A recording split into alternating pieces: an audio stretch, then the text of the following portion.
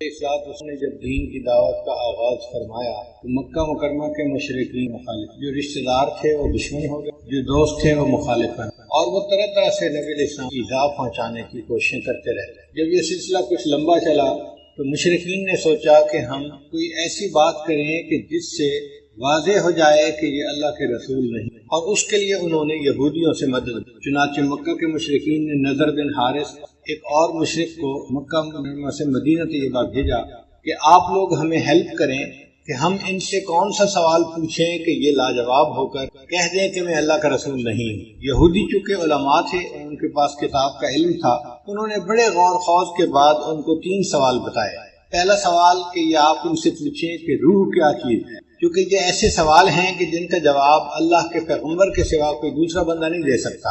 دوسرا سوال انہوں نے پوچھا کہ وہ کون سے نوجوان تھے جنہوں نے غار میں پناہ لی، ان کا واقعہ کیا ہے، اس کی تفصیلات کیا ہیں۔ مشرکین کو تو اس واقعے کا پتہ ہی نہیں تھا، پہلی کتابوں میں اس کا تذکرہ تھا تو یہودیوں کو معلوم تھا۔ اور تیسرا سوال انہوں نے پوچھا کہ یہ بتائیں کہ وہ بادشاہ کون تھا جس نے مشرق سے مغرب تک کا سفر کیا اور پھر اس نے دیوار بنائی۔ جب یہ دونوں حضرات مدینہ سے واپس آئے تو مشرکین بہت خوش ہوئے کہ اب ہم ایسے سوالات پوچھیں گے کہ جس کا جواب یہ دے نہیں سکیں گے اور حق واضح ہو جائے گا۔ یہودیوں نے انہیں کہا تھا کہ اگر یہ اس کا جواب صحیح دے دیں گے تو یہ اللہ کے رسول ہیں، اور اگر یہ جواب نہ دے سکیں گے تو پھر تم انہیں قتل کر دیں، یہ واجب القتل ہے۔ چنانچہ مشرکین نبی علیہ السلام کے حاضر ہوئے اور 3 سوال پوچھے۔ نبی علیہ السلام نے وعدہ فرما لیا کہ میں اس کا جواب دے دوں گا، مگر اللہ کے حبیب صلی اللہ علیہ وسلم نے انشاءاللہ کا لفظ ساتھ نہ کہا۔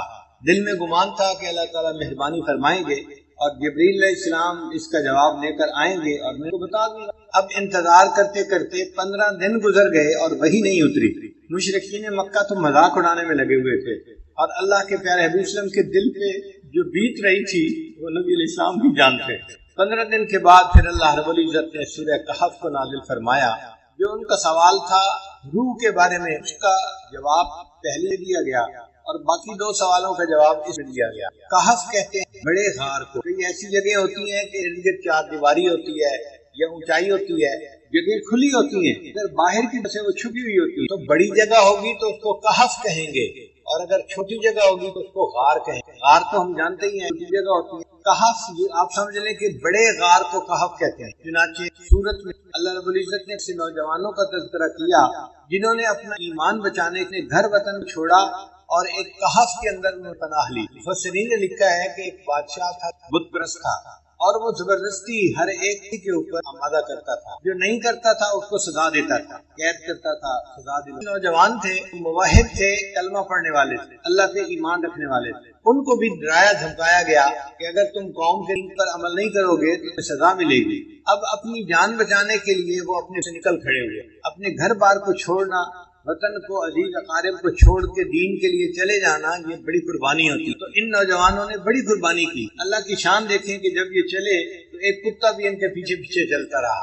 یہ پہاڑوں میں ایک جگہ پہنچے جہاں پہ کہف ہے، بڑی جگہ چھپنے کی۔ یہ وہاں گئے اور وہاں جا کر اللہ نے سلا دیا، نیند آ گئی، اور یہ وہاں پر سوئے رہے حتیٰ کہ 300 سال سے زیادہ تک وہاں سوئے رہے۔ اللہ تعالیٰ اپنی قدرت سے ان کی کروٹیں بدلتے رہے اور کتا اس کہف کے دروازے کے اوپر بیٹھ کے پہرا دیتا رہا۔ 310 سال گزرنے کے بعد پھر کی آنکھ کھلی تو انہوں نے ایک دوسرے سے کیا کہ سوئے کتنی دیر گزر گئی۔ انہیں یوں لگ رہا تھا کہ ایک دن گزرا ہے یا دن کا کچھ حصہ گزرا ہے، لیکن یہ نہیں جانتے تھے کہ 300 سال گزر گئے ہیں۔ پھر انہوں نے کہا کہ اچھا بھوک لگی ہے تو ہم میں سے ایک بندہ چلا جائے اور شہر سے جا کے کھانا لے کے آئے۔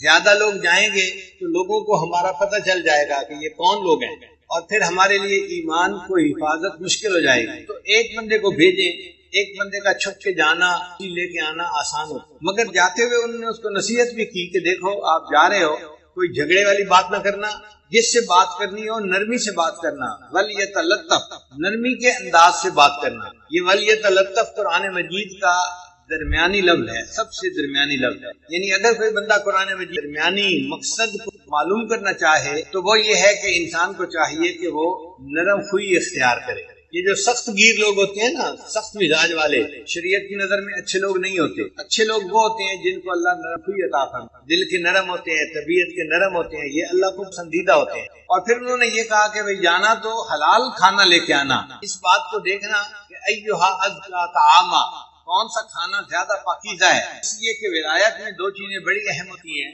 ایک رزق حلال اور دوسرا صدق مقال.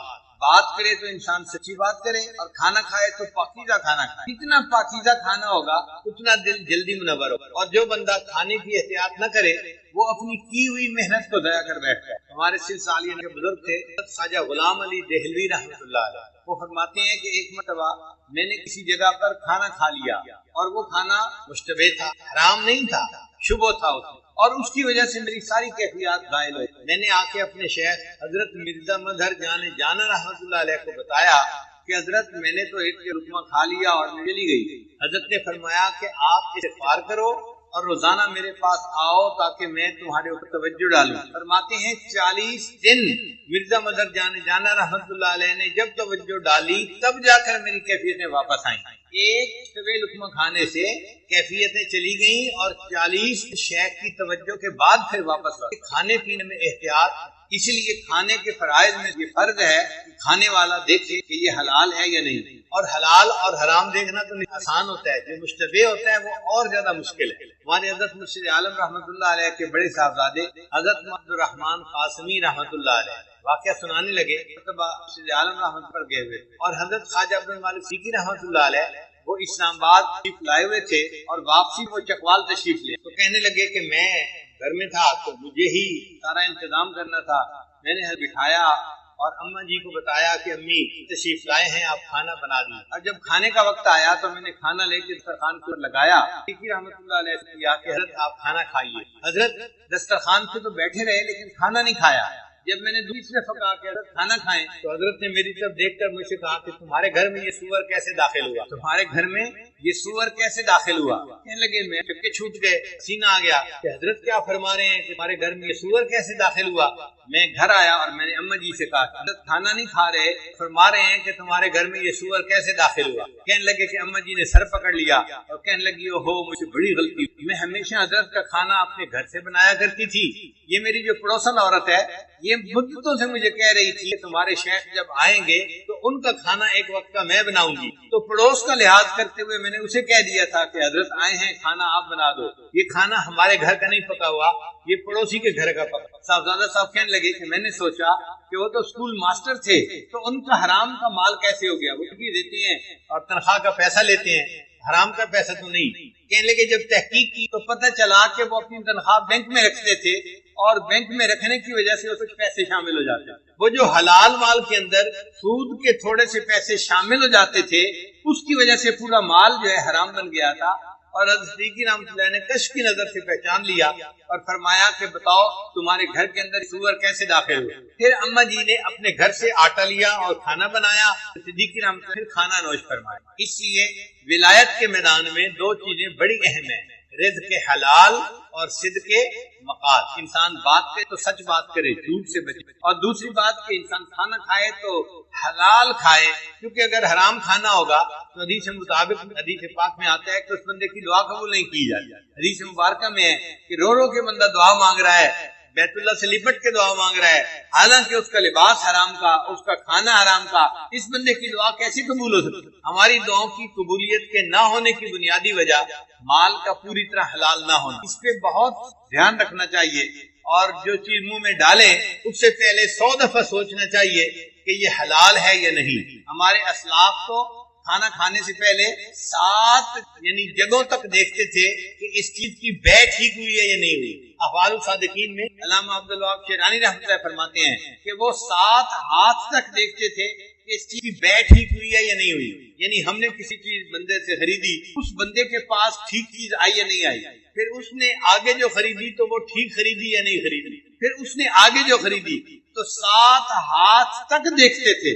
ہم تو ایک ہاتھ بھی نہیں دیکھتے. بازار سے چیز لاتے ہیں، ہمیں کیا پتا لانے والا کیسے لے کے آیا ہے، ہم تو اس سے لے لیتے ہیں. ایک ہاتھ بھی نہیں دیکھتے آج کے دور میں، اور ہمارے اکابر 7 ہاتھ تک بے کو دیکھا کرتے۔ حضرت مرزا مظہر جان رحمۃ اللہ کے پاس ایک بندہ انگور لے کے آیا، حضرت انگور کھا لیجئے، تو حضرت نے انکار فرمایا۔ اس نے پھر کہا حضرت انگور کھا لیجئے، حضرت نے خاموشی اختیار کی۔ اس نے پھر تیسری مرتبہ کہا حضرت انگور کھا لیجئے، میں آپ کے لیے لایا ہوں۔ تو حضرت نے فرمایا یہ انگور میں کیسے کھاؤں، مجھے اس میں سے مردوں کی بو آ رہی ہے، میں انگور کیسے کھاؤں، مجھے اس میں سے مردوں کی بو آ رہی ہے۔ وہ بندہ بڑا حیران ہوا کہ مردوں کی بو اس میں سے کیسے آئی، میں تو حلال مال سے یہ انگور لے کے آیا ہوں۔ چنانچہ وہ دکاندار کے پاس گیا جس سے اس نے انگور خریدے تھے، اور اس کو کہا کہ بھائی میں آپ سے انگور خرید کے گیا تھا، ایک اللہ والے کو پیش کیے، انہوں نے کہا میں کیسے کھا سکتا ہوں، تو مردوں کی بو آتی ہے۔ اس نے کہا کہ بھائی ایک بندہ میرے پاس آیا تھا اور میں نے اس سے خرید لیے تھے، اور وہ مجھے کہہ کے گیا کہ اور بھی میرے پاس انگور لگے ہوئے ہیں، میں آئندہ بھی آپ کو لا کے بیچا کروں گا، تو جب وہ آئے گا تو میں اس سے پوچھوں گا۔ چنانچہ اگلے دن جب وہ انگور بیچنے والا آیا تو دکاندار نے اس سے پوچھا کہ تم یہ انگور لائے کہاں سے؟ اس بندے نے بتایا کہ قبرستان کی ایک جگہ تھی جس کو اس نے اپنی زمین کے طور پہ بنا لیا تھا، کیونکہ نشان مٹ گئے، اور اس نے اپنی زمین ذاتی بنا لیا، اس پہ اس نے انگور کی بیلیں لگائی تھی اور وہاں پہ یہ انگور اگے ہوئے تھے، اور اس جگہ کے انگوروں کو دیکھ کے مرزا مظہر جان رحمۃ اللہ نے پہچان لیا کہ اس میں سے مردوں کی بو آ رہی ہے، کیونکہ وہ قبرستان کے اندر لگائے گئے۔ تو ہمارے اکابر 7 ہاتھ تک مال کو دیکھا کرتے تھے، اور آج کے سالکین ایک ہاتھ بھی نہیں دیکھتے۔ ہم یہ کہتے ہیں کہ چلو بھائی زیادہ اور تحقیق نہیں کر سکتے نہ کرو، لیکن اتنا تو کہو کہ جہاں سے لے رہے ہیں کم از کم وہ دینے والا بھی تو ٹھیک بندہ ہونا۔ اب حلال مال سے حرام ریسٹورنٹ سے چیز خرید لینا، یہ جو غیر ملکی چیزیں ملتی ہیں، میکڈونلڈ ہے، فلاں ہے، فلاں ہے، کیا ریسیپی ہے اللہ جانے، ہمیں نہیں پتا اس کے بارے میں، ہم ان کے حلال کی تصدیق نہیں کر سکتے، ہم ان کے حلال ہونے کے بارے میں کچھ نہیں کہہ سکتے۔ اس کا ایک ہی طریقہ ہے کہ انسان ایسی جگہوں سے کھانا کھانا یا کھانے پینے کی اتنا بند کر دے۔ اگر نہیں بند کرے گا اپنے مہینوں کی محنت کو منٹوں سیکنڈوں کے اندر ضائع کر بیٹھے گا۔ ایک لقمہ اندر گیا اور دل کی ساری روحانیت باہر نکل گئی۔ اس لیے رزق حلال ولایت کے راستے میں بہت اہمیت رکھتا ہے۔ وہ آدمی جس کے ذمے کھانا لانا لگایا گیا، وہ شہر میں گیا، ایک جگہ اس کو کھانے کی دکان ملی، اس نے کھانا خریدا۔ اب جب پیسے دینے کا وقت آیا تو اس وقت سکے ہوتے تھے، چاندی کے سکے، اس کے پاس جو اپنے وقت کے سکے تھے اس نے نکال کے دیے، تو دکاندار حیران ہو گیا کہ یہ کرنسی تو نہیں ہے یہاں کی، وہ کرنسی تو 300 سال پہلے کی تھی، اور یہ بندہ اب اس کو دے رہا تھا۔ اچھا دینے والے کو بھی پتہ نہیں تھا کہ 300 سال کا عرصہ گزر چکا ہے، وہ سمجھا تھا ہم کل ہی تو گھر سے آئے ہیں اور یہ نقدی تو چلتی ہے، اس کو میں دے رہا ہوں۔ اس نے پوچھا بھائی تمہیں یہ ملی کہاں سے، کوئی خزانہ ملا ہے؟ اس نے کہا نہیں۔ اس نے کہا پھر کیسے ملی؟ اب اس کو بتانا پڑ گیا کہ جی ہم تو گھر سے نکلے تھے اور ایک جگہ پہنچے، وہاں تھوڑی دیر سوئے، کھانا لینے آیا اور میں آپ کے پاس یہ پیسے لے کے آیا ہوں، آپ کہتے ہیں یہ تو بڑے پرانے ہیں۔ اس دکاندار نے لوگوں کو بتایا، تو لوگ جو تھے وہ سارے اس کے ساتھ گئے اور انہوں نے جا کے اس جگہ کو دیکھا، تو اس طرح اصحاب کہف کا پتہ چل گیا۔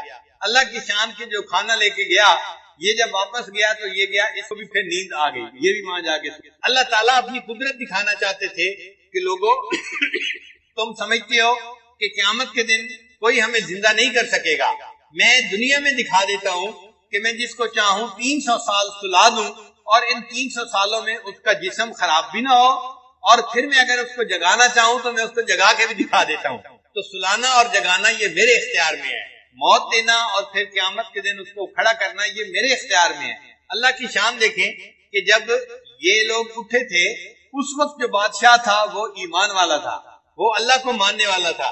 ان لوگوں کو پتہ نہیں تھا کہ وہ اللہ کو ماننے والا ہے اور وہ بھی نیک آدمی ہے، اور پوری قوم جو تھی اس وقت ایمان والی بن چکی تھی۔ جب مرے تھے تو قوم کافر تھی، جب 300 سال کے بعد جاگے تو اللہ نے حالات بدل دیے تھے، پوری قوم مسلمان مومن بن چکی۔ پھر ان لوگوں نے مشورہ کیا ہم ان کے لیے کوئی نشانی بنائے، تو انہوں نے ان کے کہف کے دروازے کے اوپر ایک مسجد بنا دی نشانی کے طور پر۔ تو یہ واقعہ قرآن مجید میں اللہ رب العزت نے اتار دیا تاکہ مشرکین کو ان کا جواب مل جائے۔ عجیب بات یہ کہ مشرکین کو جواب بھی مل گیا، نہ مشرکین ایمان لائے نہ یہودی ایمان لائے، ایمان کوئی نہیں لایا، اس لیے کہ سوال جو پوچھنے والے ہوتے ہیں وہ ایمان سے محروم ہوتے ہیں، ان کو کوئی کچھ نہیں ملتا۔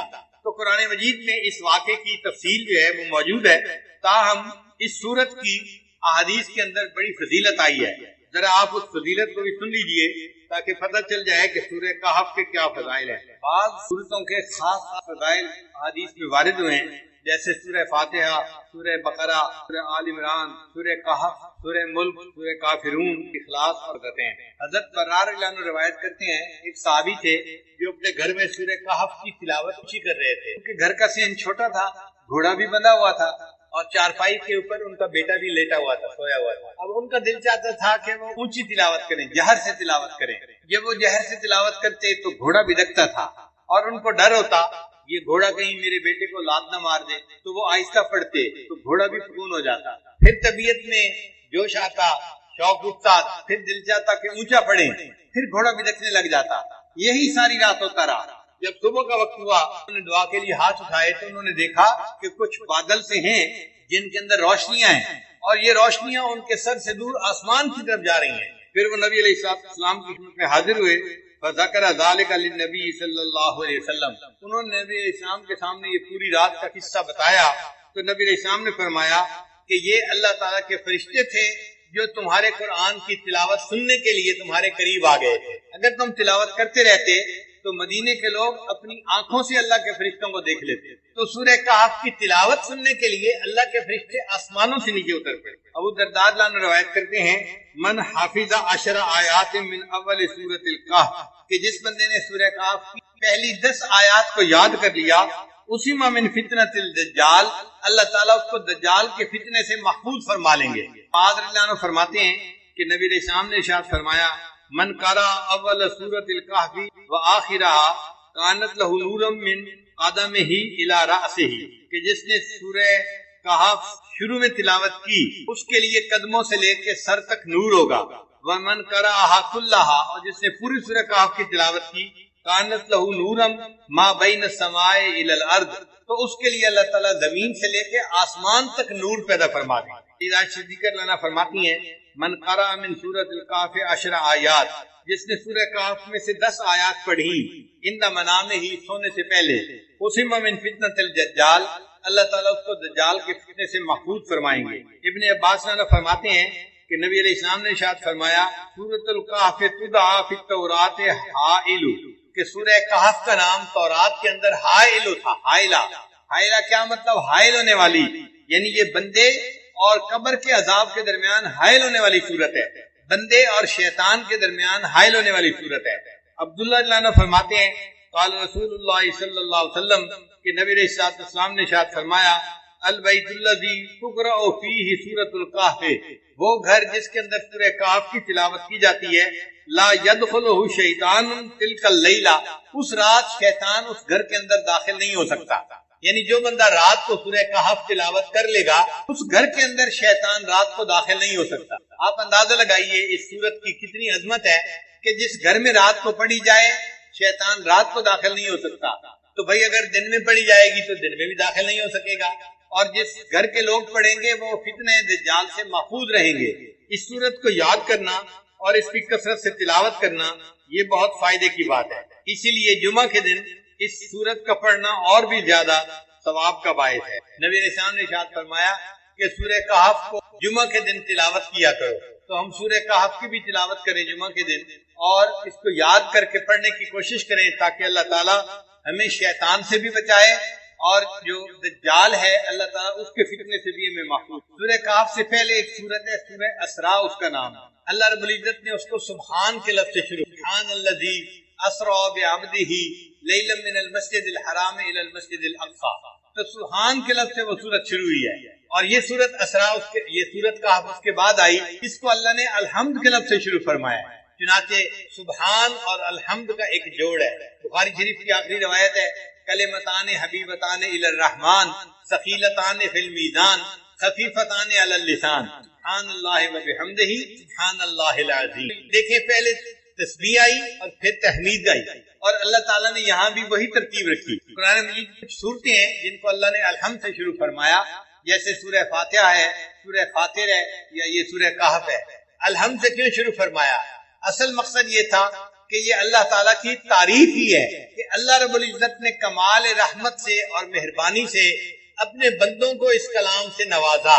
یہ اللہ کی رحمت ہے اور اللہ کی مہربانی ہے، اور مفسرین نے لکھا ہے کہ کہ اللہ تعالیٰ نے الحمد سے اس لیے سورت کو شروع فرمایا کہ اللہ جانتے تھے کہ بندے میرے حمد کا حق ادا کر ہی نہیں سکتے، اس لیے مجھے اپنی حمد خود بیان فرمانی ہے۔ اللہ نے اپنی حمد خود بیان فرمائی۔ امام ربانی حضرت مجدد ثانی رحمۃ اللہ نے لکھا ہے کہ اگر بندہ اللہ کی حمد بیان کرنے کے لیے ایڑی چوٹی کا زور لگا دے تو بھی وہ اللہ کی حمد کو بیان نہیں کر سکتا، کیونکہ اللہ تعالیٰ اتنے عظیم ہے کہ انسان اس کی عظمت کے مطابق اس کی تعریف کر ہی نہیں سکتا۔ ہم اللہ کی کیا تعریف کریں گے؟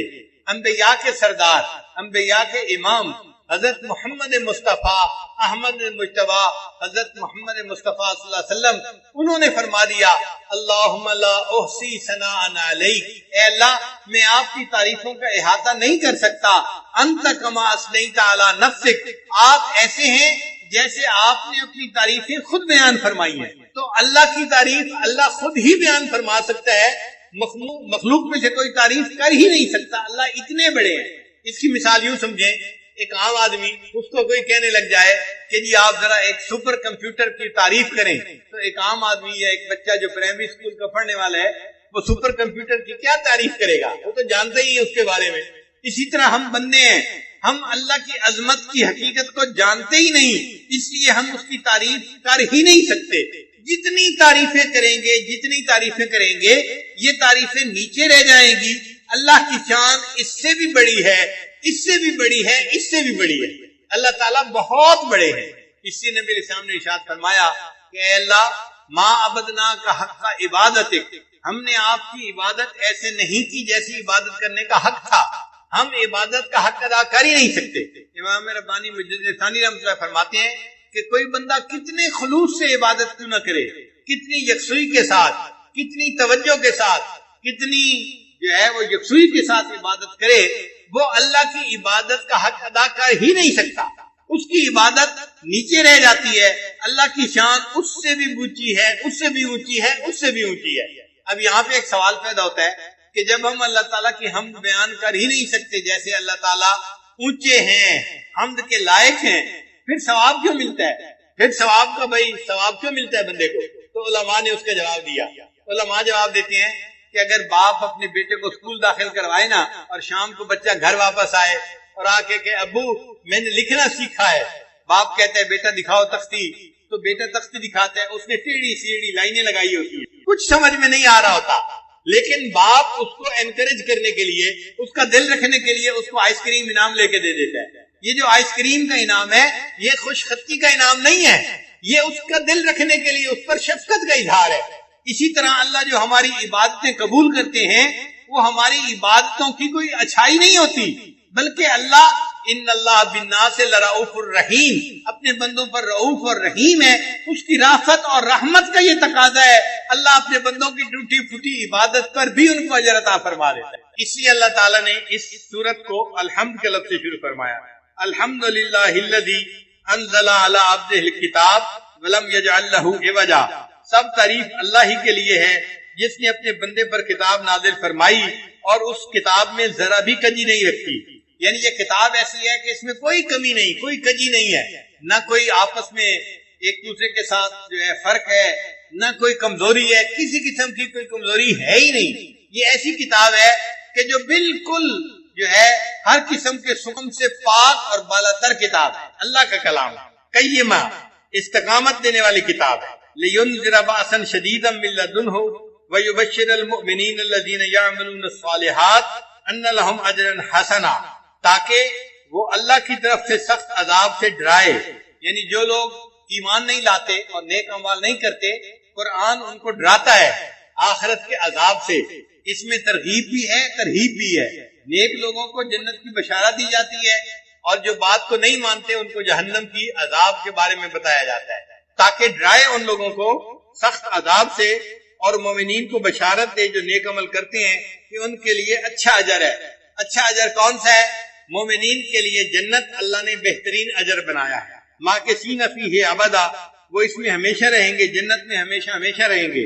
وینذر الذین قالوا اتخذ اللہ ولدا، اور یہ قرآن ڈرائے ان لوگوں کو جنہوں نے کہا کہ اللہ تعالیٰ اولاد رکھتا ہے۔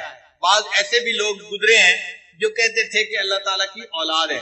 چنانچہ جو مشرکین تھے وہ کہتے تھے کہ جو ملائکہ ہیں وہ اللہ کی بیٹیاں ہیں. ملائکہ کو، فرشتوں کو اللہ کی بیٹیاں کہتے تھے. اور یہود جو تھے وہ عزیر علیہ السلام کو اللہ کا بیٹا کہتے تھے، اور جو عیسائی تھے وہ حضرت عیسیٰ علیہ السلام کو اللہ کا بیٹا کہتے تھے. یعنی یہ تینوں قسم کے لوگ اللہ کی اولاد مانتے تھے. ایک مسلمان ہے جو یقین رکھتے ہیں کہ اے اللہ آپ اولاد سے پاک ہیں.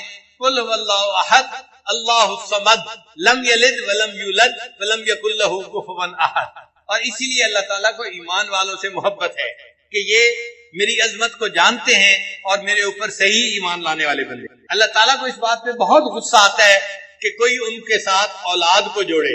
فرماتے ہیں ما لہم بہ من علم ولا لآبائہم، اس کے بارے میں کچھ بھی علم نہیں ہے ان لوگوں کو اور نہ ان کے باپ دادوں کو. یعنی یہ بھی جاہل ہیں اور ان کے باپ دادا جو کہتے تھے نا کہ اللہ کی اولاد ہے وہ بھی جاہل ہے.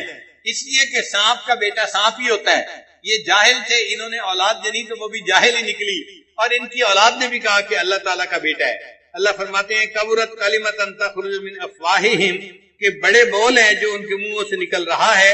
ان یقولون الا کذبا، یہ نہیں بولتے مگر جھوٹ، یہ جھوٹ بات کر رہے ہیں. پھر اللہ تعالیٰ نے اپنے پیارے حبیب صلی اللہ علیہ وسلم کی تسلی فرمائی کہ چونکہ اللہ کے حبیب صلی اللہ علیہ وسلم 15 دن وحی نہ آنے کی وجہ سے بہت غمزدہ بھی تھے. اللہ فرماتے ہیں فَلَعَلَّكَ بَاخِعٌ نَفْسَكَ عَلَىٰ آثَارِهِمْ إِن لَّمْ يُؤْمِنُوا بِهَٰذَا الْحَدِيثِ أَسَفًا. تو ایسا تو نہیں کہ آپ ان کے پیچھے اپنی جان کو غم کی وجہ سے ہلاک کر دینے والے ہیں اور یہ لوگ اس مضمون پر ایمان نہ لائیں. اگر یہ لوگ ایمان نہیں لاتے آپ اتنے غمزدہ کیوں ہوتے ہیں؟ آپ کے اوپر تو ہے بات کو پہنچانا. وما علیک الا البلاغ، آپ نے تو بات پہنچا دی، آپ کی ذمہ داری ختم ہو گئی. اب اگر یہ ایمان نہیں لاتے تو اے میرے حبیب صلی اللہ علیہ وسلم آپ کتنا غم کیوں کرتے ہیں؟ آپ کیوں اپنے آپ کو پریشانی میں ڈالتے ہیں؟ پھر آگے فرمایا انا جعلنا ما علی الارض زینۃ لہا لنبلوہم ایہم احسن عملا. بلا شبہ زمین پر جو کچھ ہے ہم نے اس کے لیے زینت بنایا ہے تاکہ ہم آزمائیں کہ ان لوگوں میں سے کون اچھا عمل کرتا ہے. زمین کے اوپر جو کچھ بھی ہے وہ سب کا سب ہمارے لیے امتحان ہے. زمین کی زیب و زینت بھی امتحان ہے، زمین کے اوپر مال وہ بھی امتحان ہے، زمین کے اوپر جمال وہ بھی امتحان ہے. ہر چیز ہمارے لیے امتحان ہے. اور اللہ تعالیٰ نے یہ اس لیے امتحان بنایا کہ وہ دیکھنا چاہتے ہیں کہ کون ہیں جو نیک عمل کرنے والے ہیں. وَإِنَّا لَجَاعِلُونَ مَا عَلَيْهَا صَعِيدًا جُرُزًا. اللہ فرماتے ہیں اور زمین پر جو کچھ ہے بلا شبہ ہم اسے بالکل صاف میدان بنا دینے والے ہیں. اور یہ چند دن کی بات ہے، یہ جو کچھ ہے ایک وقت آئے گا کہ ہر چیز مٹ جائے گی، یہ سب مٹی کی ڈھیری بن جائے گی اور اللہ تعالیٰ زمین کو چٹیل میدان بنا دیں گے. یہ زمین کے اوپر جو درخت نظر آ رہے ہیں، یہ عمارتیں نظر آ رہی ہیں، یہ سب ختم ہونے والی چیزیں ہیں، یہ فانی چیزیں ہیں. ان سے دل لگانا بے وقوفی کی بات ہے. اب نبی علیہ السلام کو تسلی دینے کے بعد اللہ رب العزت نے اصحاب کہف کا قصہ اب شروع فرمایا. فرماتے ہیں ام حسبت ان اصحاب الکہف والرقیم کانوا من آیاتنا عجبا. کیا آپ نے یہ خیال کیا ہے کہ کہف اور رقیم والے ہماری نشانیوں میں سے عجیب چیز تھے؟ کہف کہتے ہیں بڑے غار کو، اور رقیم کا لفظ رقم سے ہے. رقم قرآن پاک کا لفظ ہے، اس کا معنی ہوتا ہے لکھنا، اور اردو میں بھی استعمال ہوتا ہے. رقم نمبر ہم استعمال کرتے ہیں اردو زبان میں بھی. تو رقیم جو ہے اصل میں ایک پلیٹ تھی جس کے اوپر قوم نے ان اصحاب کہف کے بارے میں کچھ لے کے اس کو کہف کے دروازے کے اوپر فکس کر دیا تھا. آج کل لوگ بھی اپنے گھروں کے اوپر بھی پلیٹیں لگا دیتے ہیں اور اپنی فیکٹریوں کے اوپر بھی نشان لگا دیتے ہیں. تو اس زمانے میں ایک پتھر کے اوپر کچھ لکھ کر لگا دیا گیا تھا تو اس کو رقیم کہا گیا، وہ جو پلیٹ بنا دی تھی انہوں نے. تو اصحاب کہف تو تھے اس غار کی وجہ سے، اور رقیم تھے اس پلیٹ کی وجہ سے جو اس کے جو دروازے کے اوپر لگا دی گئی تھی، تو ان کو اصحاب کہف والرقیم کہا گیا. اللہ فرماتے ہیں اذ اول فتیۃ الی الکہف فقالوا ربنا آتنا من لدنک رحمتا وہیئ لنا من امرنا رشدا.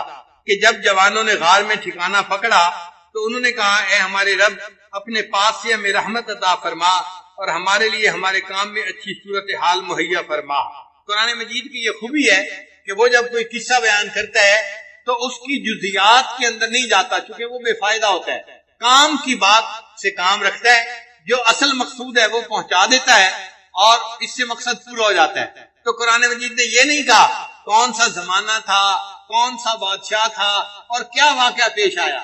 اتنا کہا کہ وہ چند نوجوان تھے جو غار کے اندر داخل ہوئے اس لیے کہ وہ اپنے ایمان کو بچانا چاہتے تھے، اور انہوں نے دعا مانگی ربنا آتنا من لدنک رحمتا وہیئ لنا من امرنا رشدا، اے اللہ، اے ہمارے رب، ہمیں اپنے پاس سے رحمت عطا فرما اور ہمارے لیے ہمارے کام میں اچھی صورتحال مہیا فرما۔ بس اتنی بات بتائی اور بات کو مکمل کر دیا۔ پھر جب وہ کہف کے اندر آ گئے، اللہ فرماتے ہیں فَضَرَبْنَا عَلَىٰ آذَانِهِمْ فِي الْكَهْفِ سِنِينَ عَدَدًا، تو ہم نے ان کے کانوں پر سال ہا سال تک پردہ ڈال دیا، پھر ہم نے انہیں اٹھایا۔ جب انسان سوتا ہے نا تو اس کے کانوں کے اوپر پردہ آ جاتا ہے۔ نیند کا تعلق دو چیزوں کے ساتھ ہے، ایک آنکھوں کے ساتھ ہے اور ایک کانوں کے ساتھ ہے۔ اگر کانوں میں آواز چلی جائے تو بھی نیند ڈسٹرب ہو جاتی ہے، اگر آنکھوں کے آگے روشنی آ جائے تو بھی نیند ڈسٹرب ہو جاتی ہے۔ اسی لیے سائنسدانوں نے یہ لکھا ہے کہ ایک آدمی اگر کسی جنگل کے اندر سویا ہوا ہے تو رات ہوگی تو اس کو نیند آئے گی، اور جیسے ہی صبح کی روشنی ہوگی تو بند آنکھوں کے باوجود اس کی آنکھوں کے اندر سے روشنی اس کے دماغ تک جائے گی اور اس کو پتہ چل جائے گا کہ صبح کا وقت ہو گیا اور اس کی آنکھ کھل جائے گی۔ تو صبح کے وقت، سحری کے وقت خود بخود آنکھ کھل جاتی ہے۔ تو آنکھ کھلتی ہے، روشنی دماغ تک پیغام دے یا کان کی آواز دماغ تک پیغام دے۔ تو اللہ فرماتے ہیں کہ وہ غار میں سوئے ہوئے تھے، تو صاف ظاہر ہے کہ غار کے اندر اللہ نے ان کو سلانے کے لیے ان کے کانوں کے اوپر پردہ ڈال دیا تھا، اور پردہ آنے کی وجہ سے اب ان کو گہری نیند آ گئی تھی۔ وہ 300 سال تک سوئے رہے، اور اس دوران اللہ ان کی کروٹیں بھی بدلتے رہے اور ان کی نیند میں خلل نہیں آیا۔ ثم بعثناہم، پھر ہم نے انہیں اٹھایا، جگایا کہ ہم جان لیں لنعلم ای الحزبین احصی لما لبثوا امدا، کہ دونوں گروہ میں سے کون سا گروہ ان کے ٹھہرنے کی مدت کو ٹھیک طرح سے شمار کرنے والا ہے۔ یعنی کیا ان کو خود پتا ہے کہ یہ کتنا سوئے ہیں، یا ان کی قوم کو پتا ہے کہ یہ نوجوان کتنا عرصہ اس کہف کے اندر سوئے رہے ہیں؟ ہم دیکھنا چاہتے تھے کہ کوئی جانتا ہے کہ نہیں اس بات کو۔ اللہ فرماتے ہیں نحن نقص علیک نبأہم بالحق، کہ ہم آپ سے ان کا واقعہ بالکل ٹھیک ٹھیک بیان کرتے ہیں۔ انہم فتیۃ آمنوا، بلا شبہ وہ چند نوجوان تھے، بربہم وزدناہم ہدا، جو اپنے رب پر ایمان لائے اور اللہ نے ان کی ہدایت کو اور زیادہ کر دیا۔ قرآن مجید میں نوجوانوں کا تذکرہ اللہ تعالیٰ نے خاص طور پر کیا ہے۔ ایک سیدنا ابراہیم علیہ السلام کا تذکرہ اللہ نے کیا، وہ بھی نوجوان تھے اور اللہ کی توحید پہ قائم تھے، اور انہوں نے بتوں کو توڑ دیا تھا، فجعلہم جذاذا، اور ان کے بارے میں لوگ کہتے تھے کہ انا سمعنا فتى یذکرہم یقال لہ ابراہیم، ہم نے ایک نوجوان کے بارے میں سنا ہے وہ ہمارے بتوں کے خلاف باتیں کرتا تھا۔ تو ابراہیم علیہ السلام کے جوانی کا تذکرہ اللہ نے قرآن مجید میں کیا ہے۔ ایک اللہ تعالیٰ نے حضرت یوسف علیہ السلام کی جوانی کا تذکرہ کیا ہے قرآن پاک میں۔ مصر کی عورتوں نے کہا تھا کہ ہم نے سنا ہے کہ جو بادشاہ کی بیوی ہے وہ اپنے جو ہے نوجوان غلام کے اوپر فریفتہ ہو گئی ہے، اس کے لیے بھی فتح کا لفظ استعمال کیا گیا ہے۔ اور ایک اللہ تعالیٰ نے اصحاب کہف کے لیے نوجوانوں کا لفظ استعمال کیا، اور ایک حضرت موسیٰ علیہ السلام کا جو خادم تھا یوشع بن نون، وہ بھی نوجوان تھا، اس کا بھی تذکرہ قرآن مجید میں ہوا۔ تو انہوں نے اپنے غلام سے پوچھا تھا کہ کھانے کی چیز لاؤ، تو اس نے بھی کہا تھا کہ جی وہ تو مچھلی تھی جو دریا میں چلی گئی، اس کے لیے بھی نوجوان کا لفظ استعمال ہوا ہے۔ یہ سب کے سب ایمان والے لوگ نوجوان لوگ تھے۔ اور عجیب بات ہے کہ نبی علیہ السلام نے جب دنیا میں نبوت کا دعویٰ فرمایا تو اللہ کے حبیب صلی اللہ علیہ وسلم بھی نوجوان تھے، 40 سال عمر تھی۔ 40 سال کی عمر کا بندہ تو نوجوان ہوتا ہے۔ اور پھر حضرت ابوبکر صدیق لانو کی عمر 38 سال تھی، 2 سال چھوٹے تھے، وہ بھی نوجوان تھے۔ حضرت عمر لانو اور چند سال چھوٹے تھے، وہ بھی نوجوان تھے۔ حضرت عثمان غنی بھی نوجوان تھے، اور حضرت علی لانو تو اور بھی اٹھتی جوانی تھی ان کی۔ اور ان کے بارے میں تو نبی علیہ السلام نے حدیث پاک میں بھی فرمایا کہ لا فتح الا علی، کہ کوئی نوجوان نہیں سوائے علی کے۔ تو علی کی جوانی کا تذکرہ تو اللہ نے اللہ کے حبیب صلی اللہ علیہ وسلم نے حدیث پاک میں بھی فرمایا ہے۔ یہ سب نوجوانوں کی جماعت تھی جنہوں نے دین کی بنیاد رکھی، اور اللہ تعالیٰ نے دین اسلام کی آبیاری ان نوجوانوں سے کروائی۔ ہمیشہ جب بھی دنیا میں کوئی انقلاب آتا ہے اس کے پیچھے نوجوان ہی ہوتے ہیں۔ تو یاد رکھیے گا، نوجوانوں کا جوش اور بوڑھوں کا ہوش، نوجوانوں کا جوش اور بوڑھوں کا ہوش۔ بوڑھوں میں عقل مندی ہوتی ہے، ان کا دماغ کام کرتا ہے، وہ صحیح فیصلے کر پاتے ہیں، اس لیے وہ صحیح جو ہے ڈیسیژن لیتے ہیں۔ تو بوڑھوں کا ہوش ضروری ہے، اور پھر کام کو کرنے کے لیے نوجوانوں کا جوش بھی ضروری ہے، تاکہ کام اپنے پایہ تکمیل تک پہنچ جائے۔ تو یہ چند نوجوان تھے جن کا تذکرہ قرآن مجید نے کیا کہ یہ اپنے ایمان بچانے کے لیے غار کے اندر چلے گئے تھے۔ اللہ فرماتے ہیں وَرَبَطْنَا عَلَىٰ قُلُوبِهِمْ، ہم نے ان کے دلوں کو مضبوط کر دیا، اذ قاموا، جب وہ سونے کے بعد اٹھے، فقالوا، جب وہ کھڑے ہوئے، فقالوا، اور کہنے لگے، ربنا رب السماوات والارض، ہمارا رب تو وہ ہے جو آسمان اور زمین کا رب ہے، لن ندعو من دونہ الہا لقد قلنا اذا شططا، ہم اس کے علاوہ کسی کو معبود نہیں بنائیں گے، اس صورت میں تو ہم یقینی طور پر بڑی زیادتی کرنے والے ہو جائیں گے۔ یعنی قوم کہتی تھی نا کہ تم بھی بتوں کو پوجو، تو وہ کہتے تھے کہ ہم بتوں کو نہیں پوج سکتے، ہم ایک اللہ کو ہی پوجیں گے۔ ہؤلاء قوم اتخذوا من دونہ الہ آلہہ، ہماری قوم کے لوگ ہیں جنہوں نے اللہ کے سوا دوسرے معبود بنا لیے ہیں۔ لولا یاتون علیہم بسلطان بین، کیوں نہیں لے آتے اس پر یہ کھلی ہوئی دلیل۔ فمن اظلم ممن افترى علی اللہ کذبا، تو اس سے بڑھ کر کون ظالم ہوگا جو اللہ تعالیٰ پر جھوٹی تہمت لگائے۔ وَإِذِ اعْتَزَلْتُمُوهُمْ، اور جب تم ان لوگوں سے اور ان کے معبودوں سے جدا ہو گئے، وَمَا يَعْبُدُونَ إِلَّا اللَّهَ فَآوُوا إِلَى الْكَهْفِ، تو جو اللہ کے سوا ہیں تو غار کی طرف پناہ لے لو۔ يَنشُرْ لَكُمْ رَبُّكُمْ مِنْ رَحْمَتِهِ، تمہارا رب تم پر اپنی رحمت پھیلا دے گا۔ وَيُهَيِّئْ لَكُمْ مِنْ أَمْرِكُمْ مِرْفَقًا، اور تمہارے مقصد میں اللہ تعالیٰ آسانی پیدا فرما دے گا۔ تو دیکھیں اللہ تعالیٰ نے ان کے ایمان کو بھی بچا لیا اور ان کو ایسے وقت میں جگایا کہ جب پوری قوم ایمان والی قوم بن گئی تھی۔ وہ کبھی سوچ بھی نہیں سکتے تھے ہم ایسا وقت بھی آنکھوں سے دیکھیں گے کہ پوری قوم جو بت پرست ہے وہ پھر ایمان والی قوم بن جائے گی۔ اللہ فرماتے ہیں وَتَرَى الشَّمْسَ إِذَا طَلَعَتْ تَزَاوَرُ عَنْ كَهْفِهِمْ، اور اے مخاطب تو دیکھے گا کہ جب سورج نکلتا ہے تو وہ ان کے غار سے دانی طرف کو بچ کر گزر جاتا ہے۔ وَإِذَا غَرَبَتْ تَقْرِضُهُمْ ذَاتَ الشِّمَالِ، اور جب غروب ہونے لگتا ہے تو بائیں طرف سے کتراتا ہوا چلا جاتا ہے۔ وَهُمْ فِي فَجْوَةٍ مِّنْهُ، اور وہ غار کے ایک فراخ حصہ میں تھے۔ ذَلِكَ مِنْ آیاتِ اللَّهِ، یہ اللہ کی نشانیوں میں سے ہے۔ مَن يَهْدِ اللَّهُ فَهُوَ الْمُهْتَدِ، جسے اللہ ہدایت دے وہی ہدایت پانے والا ہے۔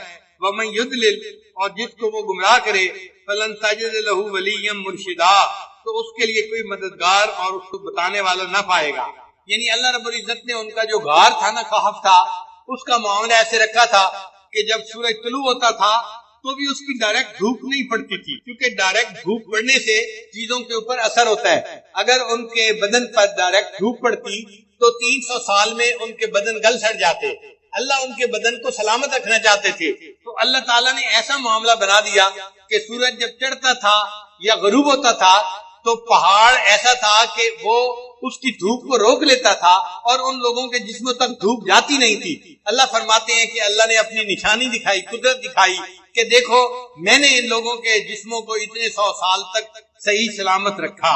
وَتَحْسَبُهُمْ أَيْقَاظًا وَهُمْ رُقُودٌ، اور اے مخاطب تو ان کو دیکھتا تو خیال کرتا کہ وہ جاگ رہے ہیں حالانکہ وہ سوئے ہوئے تھے۔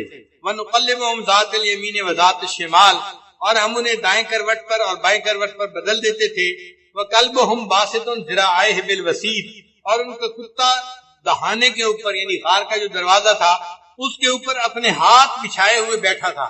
یعنی کتا جب بیٹھتا ہے نا تو اپنے دونوں ہاتھ زمین پر یوں رکھ لیتا ہے، تو کتا اس طرح سے بیٹھا ہوا تھا کہ اگر دینے والا دیکھتا تو وہ یوں محسوس کرتا کہ کچھ لوگ ہیں جو لیٹے ہوئے ہیں، جاگ رہے ہیں، اور کتا ان کی حفاظت کے لیے بیٹھا ہے، تو دیکھنے والا یقیناً مرعوب ہو جاتا اور وہ دوڑ کے واپس جاتا۔ اللہ فرماتے ہیں لَوِ اطَّلَعْتَ عَلَيْهِمْ لَوَلَّيْتَ مِنْهُمْ فِرَارًا وَلَمُلِئْتَ مِنْهُمْ رُعْبًا، اگر تو نے جھانک کر دیکھ لیتا تو ان کی طرف سے پیٹ پھیر کر بھاگ جاتا اور ان کی وجہ سے تیرے اندر روب بھر جاتا۔ یعنی ایسا روب والا ماحول تھا کہ دیکھنے والا ڈر جاتا۔ وَكَذَلِكَ بَعَثْنَاهُمْ لِيَتَسَاءَلُوا بَيْنَهُمْ، اور اس طرح ہم نے انہیں اٹھایا کہ وہ آپس میں سوال کریں۔ قَالَ قَائِلٌ مِّنْهُمْ كَمْ لَبِثْتُمْ، ان میں سے ایک نے جاگنے کے بعد دوسرے سے پوچھا بھئی ہم کتنی دیر سوئے ہیں؟ وہ سمجھ رہے تھے کہ چند گھنٹے سوئے ہوں گے یا ایک دن سوئے ہوں گے۔ قَالُوا لَبِثْنَا يَوْمًا أَوْ بَعْضَ يَوْمٍ، وہ کہنے لگے کہ ایک دن یا ایک دن سے کم حصہ ہم سوئے ہیں۔ قَالُوا، پھر بعضوں نے کہا رَبُّكُمْ أَعْلَمُ بِمَا لَبِثْتُمْ، اللہ کو معلوم ہے کہ ہم کتنا سوئے ہیں۔ فَبَعْثُوا أَحَدَكُمْ بِوَرِقِكُمْ هَٰذِهِ إِلَى الْمَدِينَةِ، بھئی اب تو بھوک لگی ہے لہذا ایک بندے کو بھیجو جو شہر سے جا کے روٹی لے کے آئے تاکہ ہم کھانا کھائیں۔ کیا تم بحث میں پڑ گئے ہو کہ کتنا سوئے ہیں؟ جتنا اللہ نے چاہا سلا دیا۔ تو وہ اس بات پر بحث کرنے سے بھی گریز کر رہے تھے۔ ہماری زبان میں کہتے ہیں پیٹ نہ پئیاں روٹیاں تے ساری گلاں کھوٹیاں، جب پیٹ میں روٹی نہیں ہوتی تو ہر گل کھوٹی نظر آتی ہے. انہوں نے بھی یہی کہا کہ بھئی کس بحث میں پڑ گئے ہو, تم جاؤ بندے کو کہو ایک کھانا لے کے آئے شہر سے. فَلْيَنْظُرْ أَيُّهَا أَزْكَىٰ طَعَامًا, ہاں اس شہر کے کھانوں میں سے دیکھے کہ کون سا کھانا زیادہ پاکیزہ ہے. فَلْيَأْتِ بِرِزْقٍ مِّنْهُ, تو وہ تمہارے پاس اس میں سے کھانا لائے. وَلْيَتَلَطَّفْ, اور بات چیت میں نرمی کرے. وَلَا يُشْعِرَنَّ بِكُمْ أَحَدًا, ایسے کہ تمہارے بارے میں کسی کو پتہ نہ چلے, یعنی خواہ مخواہ بحث مباحثہ نہ کرے, سوال نہ پوچھے, لوگوں کو پتہ نہ چلے کہ یہ کون لوگ ہیں جو شہر میں آ گئے ہیں. لہذا جانے والا سمجھداری سے بات کرے اور لوگوں کو پتہ بھی نہ چلنے دے کہ یہ کون لوگ ہیں جو یہاں آئے ہیں. انہم ان یظہروا علیکم یرجموکم, بے شک اگر ان کو اس بات کا پتہ چل گیا کہ ہم کون ہیں, یعنی وہ تو سمجھ رہے تھے نا کہ ہم ایمان والے ہیں اور پوری قوم کافروں کی ہے, ان کو اگر پتہ چل گیا کہ ہم کون ہیں, یرجموکم, تو وہ ہمیں پتھر مار مار کر ہلاک کریں گے. اور یعیدوکم فی ملتہم, یا اپنے دین میں ہمیں زبردستی واپس لوٹا لیں گے. ولن تفلحوا اذن ابدا, اور تم ہرگز کامیاب نہ ہو سکو گے. شروع زمانے سے ہی یہ بات چلی آ رہی ہے کہ پتھر جو مارا جاتا ہے نا, رجم کیا جاتا ہے, یہ شیاطین کی سزا ہوتی ہے. لہذا اس زمانے میں بھی پتھر مارے جاتے تھے, اور آج بھی ہم حج پہ جاتے ہیں تو دیکھو شیطان کو کنکریاں مارتے ہیں نا, تو شیطان کو کنکریاں مارنا اس بات کی دلیل ہے کہ اللہ نے شیاطین کا عذاب رجم ہی رکھا ہے.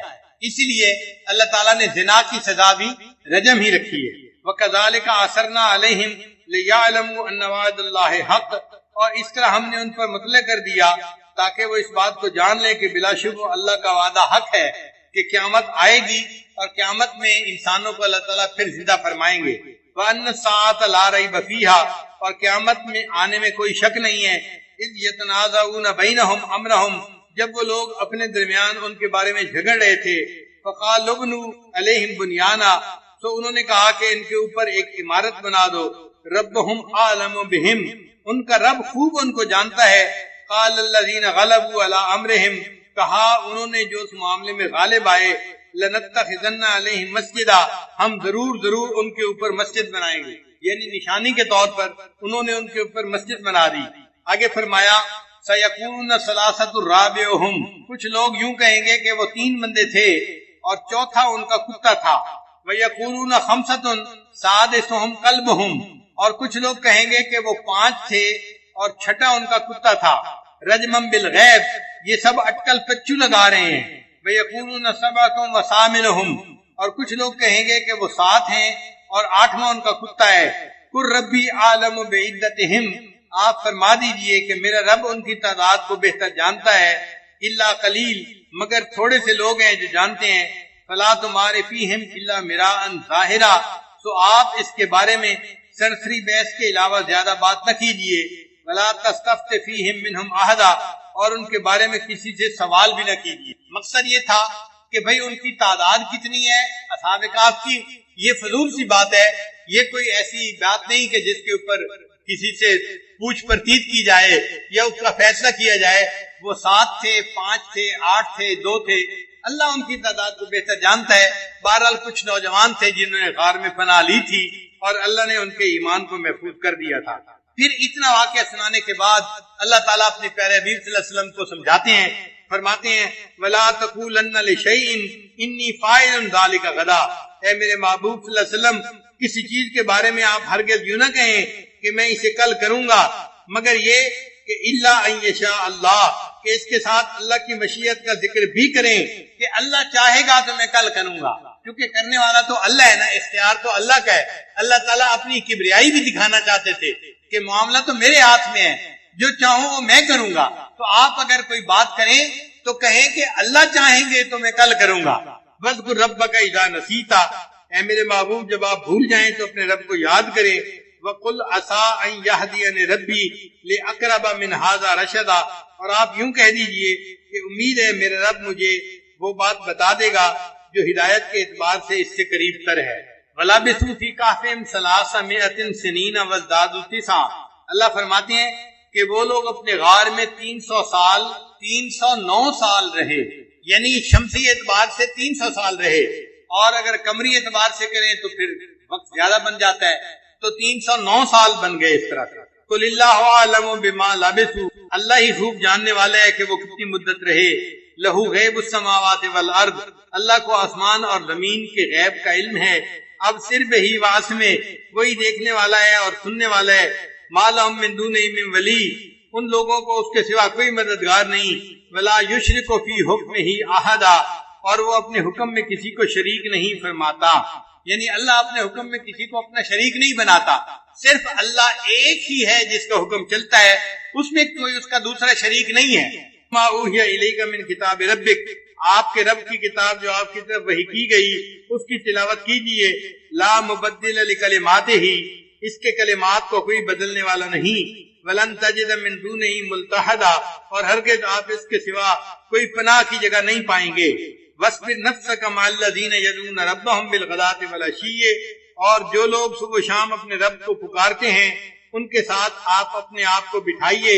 یہ وہ لوگ ہیں جو اللہ کی رضا کے طالب ہیں، اور آپ ایسا نہ کریں کہ وَلَا تَعْدُ عَيْنَاكَ عَنْهُمْ، کہ ان دنیا والے زندگی کی زینت کے ارادے سے ان سے آپ نظریں ہٹا لیں. تُرِيدُ زِينَةَ الْحَيَاةِ الدُّنْيَا، آپ دنیا کی زینت کے چاہنے والے ہوں گے. وَلَا تُطِعْ مَنْ أَغْفَلْنَا قَلْبَهُ عَنْ ذِكْرِنَا، اور اس شخص کی بات نہ مانیے جس کے دل کو ہم نے اپنی یاد سے غافل کر دیا. وَاتَّبَعَ هَوَاهُ، وہ اپنے خواہشات کے پیچھے لگ گیا. وَكَانَ أَمْرُهُ فُرُطًا، اور اس کا حال حد سے آگے بڑھ گیا.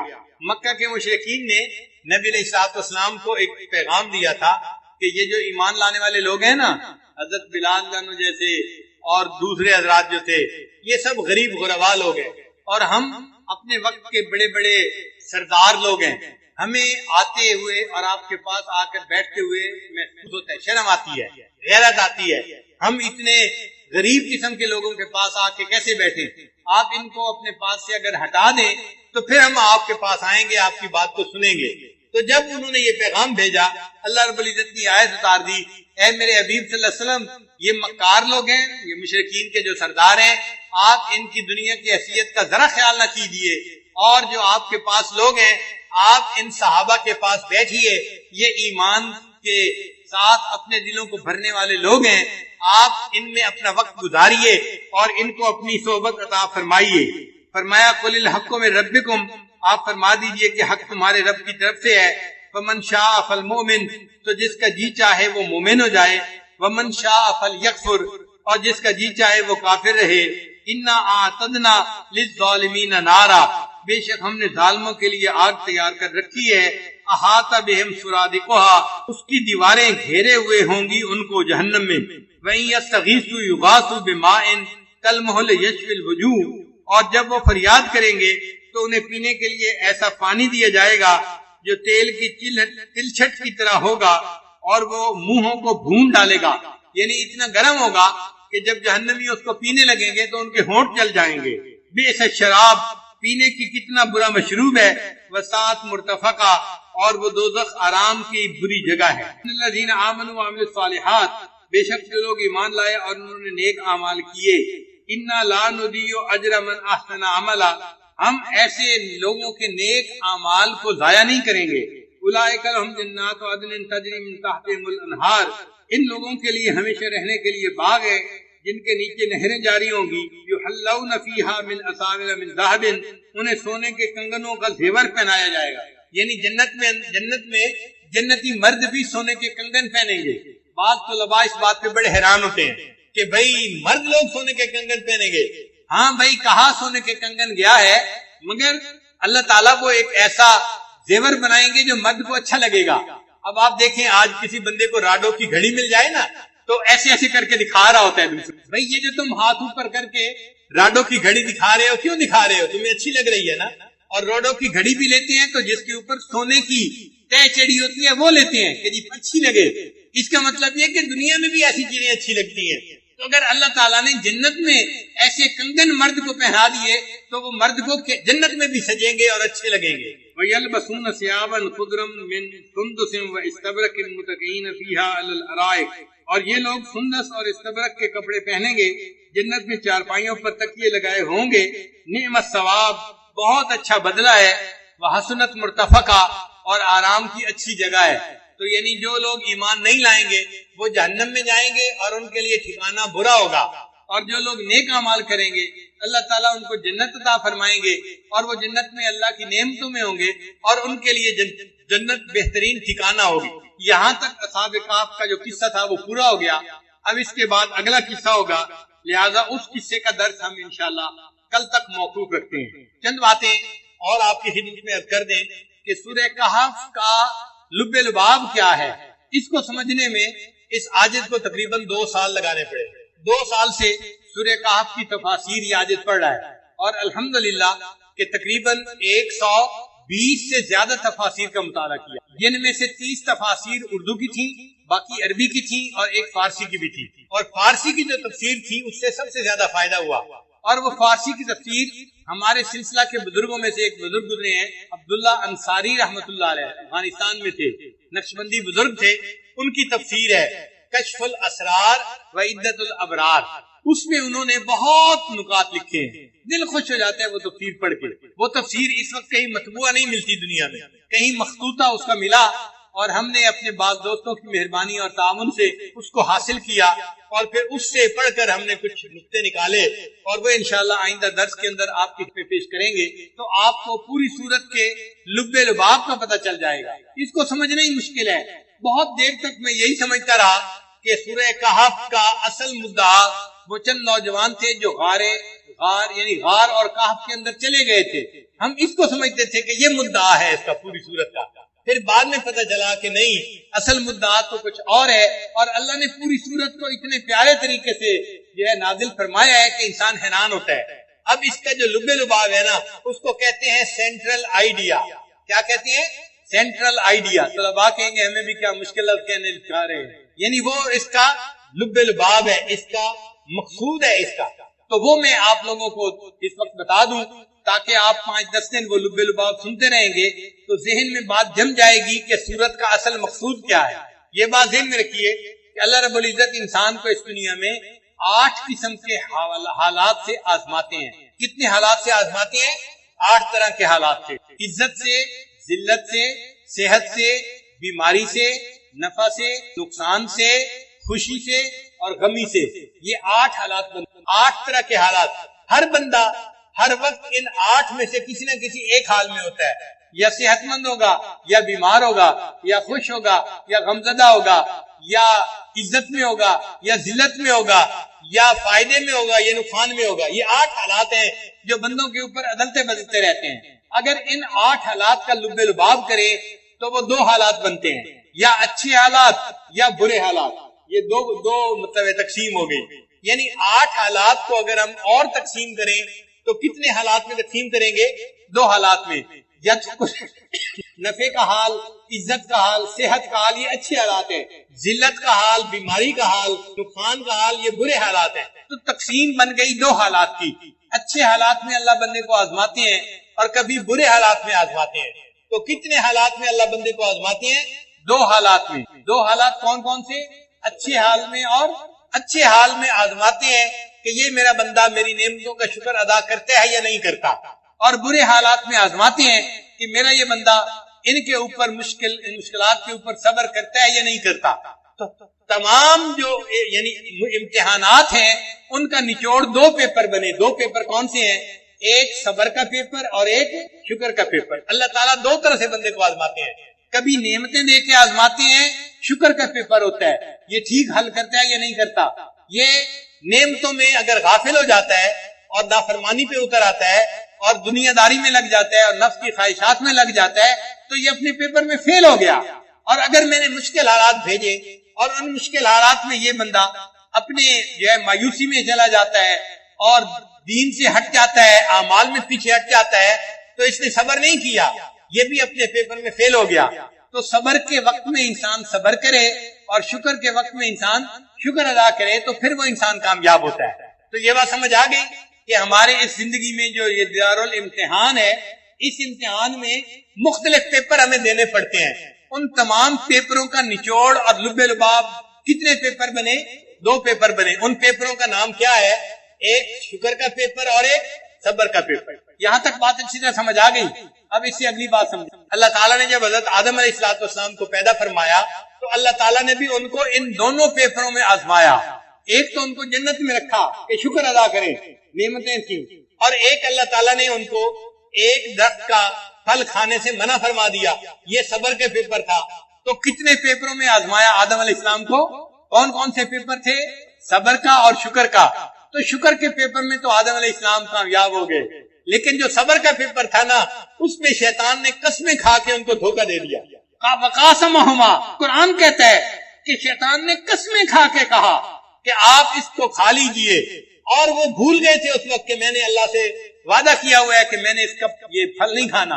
اب چونکہ بھول ہو گئی تھی اور شیطان نے قسمیں کھائی تھی، اعتماد کر لیا تھا، اس لیے انہوں نے وہ پھل کھا لیا، اور جو صبر کا پیپر تھا اس میں پھر کامیابی نہ ہو سکی۔ اب جب صبر کے پیپر میں کامیابی نہ ہوئی تو اللہ نے ان کو جنت سے اتار کر زمین پر پہنچا دیا۔ تو یوں آدم علیہ السلام زمین پر اتر آئے اور ان کی اولاد کو زمین کے اوپر اپنی زندگی گزارنی پڑ گئی۔ اس لیے سورہ کہف کے اندر 5 واقعات ہیں۔ سورہ کہف کے اندر کتنے واقعات ہیں؟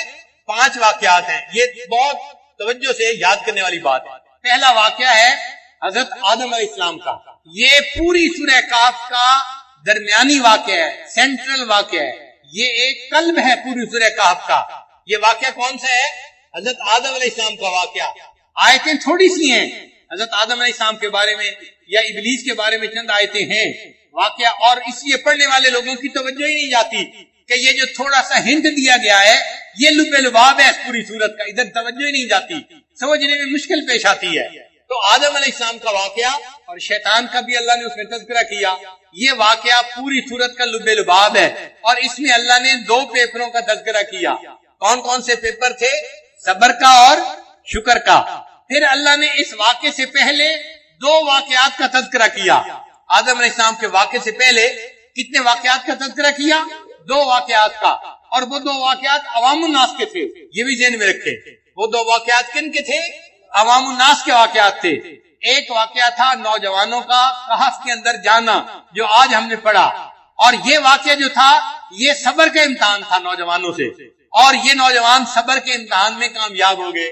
انہوں نے صبر کیا نا، گھر چھوڑا، رشتہ دار چھوڑے، بیوی بچے چھوڑے، غار میں چلے گئے، انہوں نے تکلیف پہ صبر کیا اور وہ اس صبر کے اندر کامیاب ہو گئے۔ اللہ نے ان کو اپنے مقبول بندوں میں شامل فرمایا۔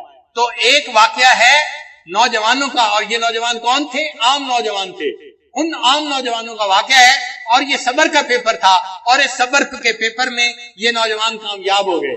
پھر اس کے بعد اللہ نے ایک دوسرا واقعہ سنایا صاحب جنتین، ایک بندے کا جس کے باغات تھے۔ یہ بندہ تھا جس کو اللہ نے خوب مال دیا تھا، پیسہ دیا تھا، صحت دی تھی، غنی بنایا تھا۔ یہ بھی عام بندہ تھا، کوئی خاص بندہ نہیں تھا، بس پیسے والا تھا، اتنی سی بات تھی، ویسے عوام الناس میں سے تھا۔ اس کو اللہ نے امتحان میں ڈالا، اور اس کا امتحان کیا تھا؟ شکر کا پیپر تھا۔ اس کا امتحان کیا تھا؟ کہ میں نے نعمتیں دی ہیں، اے بندے تم میرا شکر ادا کرو۔ لیکن یہ بندہ مال کی وجہ سے خواہشات نفسانی میں لگ گیا، اور یہ اللہ کو بھول گیا، اللہ پہ ایمان ہٹا بیٹھا، لہذا یہ اپنے پیپر میں فیل ہو گیا، ناکام ہو گیا۔ تو آدم علیہ السلام کا واقعہ درمیان میں ہے، ان سے 2 پیپر لیے گئے، صبر کا اور شکر کا، اور ان سے پہلے 2 واقعات کو بیان کیا گیا۔ کون کون سے واقعات؟ ایک اصحاب کہف کا، یہ بھی عوام الناس کا واقعہ تھا، اور ایک صاحب جنتین کا، یہ بھی عوام الناس میں سے ایک بندہ تھا مگر مال والا تھا۔ مگر پہلا پیپر صبر کا تھا، اور دوسرا پیپر پہلے والے بندے کامیاب ہو گئے اور دوسرے والا بندہ ناکام ہو گیا۔ پھر اللہ تعالیٰ نے آدم علیہ السلام کے واقعات کے بعد 2 واقعات کا اور تذکرہ کیا، اور یہ دونوں واقعات خواص کے واقعات تھے، یہ توجہ رکھیں۔ پہلے واقعات عوام الناس کے واقعات تھے، اور آدم علیہ السلام کے واقعے کے بعد 2 واقعات بیان کیے، یہ خواص کے واقعات تھے۔ کون کون سے خواص کے واقعات؟ ایک خواص میں سے سیدنا موسیٰ علیہ السلام کا واقعہ، جو کلیم اللہ تھے، اولو العزم رسول تھے، وہ خواص میں سے تھے، ایک ان کا واقعہ اللہ نے بیان کیا، اور ان سے بھی اللہ نے صبر کا پیپر لیا، اور ان کو بھی کہنے والے نے کہا تھا آپ صبر نہیں کر پائیں گے، اور نتیجہ واقعی کیا نکلا کہ انہوں نے سوال پوچھ لیا، اور واقعی ان کے اس پیپر میں بھی کچھ کمی رہ گئی۔ نبی علیہ السلام نے حدیث پاک میں فرمایا کہ اگر موسیٰ علیہ السلام صبر کر لیتے تو ہمیں اور زیادہ باتوں کا پتہ چل جاتا جو وہ علم والا بندہ ہمیں بتا دیتا۔ تو جو یہ واقعہ تھا یہ خواص کا واقعہ تھا۔ ان خواص میں کون خاص تھے؟ حضرت موسیٰ علیہ السلام جو کلیم اللہ تھے، جو اولو العزم رسول تھے، ان کے اوپر یہ امتحان آیا۔ امتحان تھا صبر کا، مگر واقعی صبر کا رکھنا مشکل تھا، کیونکہ واقعے کی تفصیلات ہی ایسی تھی کہ ایک بندہ ایک کام کو ہوتے دیکھ رہا تھا اور شرعن بات سمجھ میں نہیں آ رہی تھی. ایک لڑکے کو کیوں قتل کیا جا رہا ہے, ایک کشتی کو کیوں سوراخ کیا جا رہا ہے, ایک دیوار کو بغیر اجرت کے کیوں بنایا جا رہا ہے, تو وہ پوچھتے تھے کہ کیوں کیا جا رہا ہے. اور اس صبر نہ کرنے پر پھر اللہ تعالیٰ نے اس واقعے کا لب لباب نکالا کہ بھائی دیکھو, یہ صبر عوام الناس سے بھی لیا جاتا ہے اور صبر کا پیپر خواص سے بھی لیا جاتا ہے. کئی مرتبہ عوام الناس پاس ہو جاتے ہیں اور خواص پاس نہیں ہو پاتے, اور کئی مرتبہ خواص پاس ہو جاتے ہیں, عوام الناس پاس نہیں ہو جاتے. تو اصل مقصد بتانا یہ تھا, عام ہو یا خاص ہو, میرا امتحان سب کے لیے ایک جیسا ہے. میرے بندو, تم سب بندے ہو اور میں تمہارا رب ہوں, لہذا تمہارے اوپر صبر کے امتحان آئے گا, تم نے بندہ بن کے صبر کرنا ہے. اور اگر شکر کا امتحان آئے گا, تم نے میری تعریفیں کرنی ہے, میری حمد بیان کرنی ہے, میری اطاعت اور فرما برداری کرنی ہے. لہذا آدم علیہ السلام کے واقعات کے بعد پھر دو واقعات بتائے گئے. ایک واقعہ حضرت موسیٰ علیہ السلام کا اور خضر علیہ السلام کا ہے, اور دوسرا واقعہ ذوالقرنین, سکندر ذوالقرنین کا واقعہ. وہ بھی خواص میں سے تھا. کیوں کہ وقت کا بادشاہ تھا اور اللہ نے ان کو بڑا علم دیا تھا اور اللہ نے ان کو بصیرت دی تھی, اور انہوں نے اللہ کے حکموں کو جو ہے قائم کیا تھا دنیا کے اوپر. تو جو دین کو دنیا پر قائم کرنے والا بندہ ہو اور وقت کا بادشاہ بھی ہو, تو وہ تو بڑا خاص بندہ ہوتا ہے جو شریعت کو قائم کرنے والا ہو. تو لہٰذا یہ بھی خواص کا واقعہ تھا. اور ان کے اوپر جو امتحان آیا وہ کس کا تھا؟ وہ شکر کا امتحان تھا کہ اللہ نے ان کو دنیا کی ہر نعمت عطا فرمائی تھی. اتبعہم سببا, یعنی جس چیز کی ان کو طلب ہوتی تھی اللہ ان کو وہ چیز پہنچا دیتے تھے, ان کو وہ چیز مل جاتی تھی. تو جب اتنی نعمتیں اللہ نے ان کو عطا فرما دی, تو نفس تو ایسے بندے کو جو ہے غرور اور تکبر کے اوپر ابھارتا ہے, مگر ان کے اندر غرور پیدا نہیں ہوا. انہوں نے کہا کہ نہیں, سب کام کرنے والا میرا اللہ ہے اور ہم نے اپنے اللہ کی فرما برداری کرنی ہے. انہوں نے چونکہ اللہ کا شکر ادا کیا, لہذا اللہ نے ان کے واقعے کا تذکرہ بھی قرآن مجید میں فرمایا. تو پوری سورہ کہف میں کتنے واقعات بیان ہوئے؟ ان 5 واقعات میں سب سے درمیانی واقعہ کون سا ہے؟ حضرت آدم علیہ السلام کا.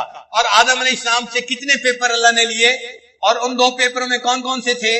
صبر کا اور شکر کا. اور اولاد آدم سے بھی اللہ تعالیٰ کتنے پیپر لیتے ہیں؟ ہم سے 2 پیپر لیے جاتے ہیں. کون کون سے؟ لیکن جب ہمیں صبر کا وقت آتا ہے تو ہم مایوسی کی باتیں کرنے لگ جاتے ہیں, شکوے کی باتیں کرنے لگ جاتے ہیں. بیٹا فوت ہو تو ذرا ماں کی بات سنا کریں, کیا کیا باتیں کرتی ہیں.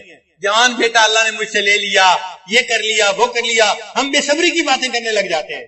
جوان عورت کا خامند فوت ہو جائے, بڑا صدمہ ہوتا ہے واقعی, مگر اللہ صبر دیکھنا چاہتے ہیں. اور وہ عورت اس جوانی کی موت کے اوپر کیا کیا آواز زبان سے نکالتی ہے, سننے والی باتیں ہوتی ہیں. بندہ دیکھتا ہے کہ یہ پاس ہو رہا ہے یا فیل ہو رہا ہے, اپنی آنکھوں سے دیکھتا ہے. تو صبر کے حالات میں صبر کرنا مشکل کام ہے, اور شکر کے حالات میں شکر کرنا یہ بھی مشکل کام ہے, مگر یہ دونوں طرح کے امتحان ہیں جو ادا کرنے پڑتے ہیں. تو سینٹرل واقعہ کون سا تھا؟ حضرت آدم علیہ السلام کا.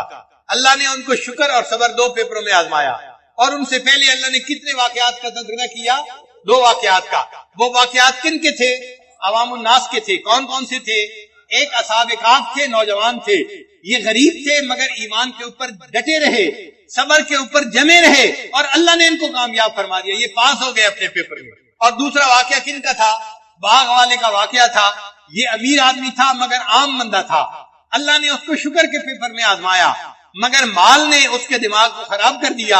وہ خواہشات نفسانی کے پیچھے لگ گیا اور سمجھنے لگا یہ میرا مال تو میرے ساتھ ہمیشہ رہے گا, میں دنیا میں بھی مالدار ہوں اور آخرت میں مر کے بھی میں جنت میں چلا جاؤں گا. اللہ تعالیٰ نے دکھا دیا کہ یہ بندہ شکر کے امتحان میں ناکام ہو گیا. پھر آدم علیہ السلام کے واقعے کے بعد کتنے اللہ نے واقعات بیان فرمائے؟ وہ 2 واقعات کن کے تھے؟ خواص کے تھے. ان میں پہلا واقعہ کن کا تھا؟ حضرت موسیٰ علیہ السلام کا واقعہ. اور اس میں صبر, اس میں پیپر کا نام کیا تھا؟ صبر کا پیپر تھا. اور عجیب بات ہے کہ صبر کا لفظ بار بار آیا ہے کہ وَكَيْفَ تَصْبِرُ عَلَى مَا لَمْ تُحِطْ بِهِ خُبْرًا. آیتیں بتا رہی ہیں کہ صبر کا امتحان تھا, اور وہ کہہ بھی رہے تھے کہ اگر تم نے صبر نہ کیا تو میں آپ سے الگ ہو جاؤں گا. اور واقعی ایک وقت آیا کہ انہوں نے کہا هَذَا فِرَاقُ بَيْنِي وَبَيْنِكَ, میرے اور آپ کے درمیان اب فاصلہ ہے, اب جدائی ہے. تو یہ خواص کا امتحان تھا. اور کس کا امتحان تھا؟ صبر کے امتحان تھا. اور دوسرا واقعہ کن کا تھا؟ دوسرا واقعہ تھا سکندر ذوالقرنین کا. یہ کس کا امتحان تھا؟ شکر کا امتحان تھا. کیوں؟ اللہ نے ان کو خاص بنایا تھا. सिकंदर ज़ुल्करनैन खास क्यों थे भाई? वो कोई नबी तो नहीं थे, फिर खास क्यों थे?